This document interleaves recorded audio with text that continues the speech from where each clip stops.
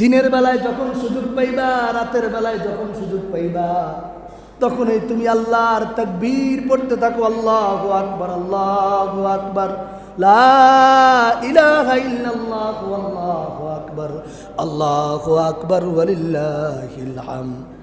এই তাকবীর পড়ো। সুবহানাল্লাহি ওয়া বিহামদিহি, সুবহানাল্লাহিল আযীম। আরো যারা বিভিন্ন ধরনের তাসবিহ পারো তারা পড়ো। আস্তাগফিরুল্লাহাল্লাযী লা ইলাহা ইল্লা হুয়াল হাইয়ুল কাইয়্যুম ওয়া আতুবু ইলাইহি, লা হাওলা ওয়ালা কুওয়াতা ইল্লা বিল্লাহিল আলিয়্যিল আযীম।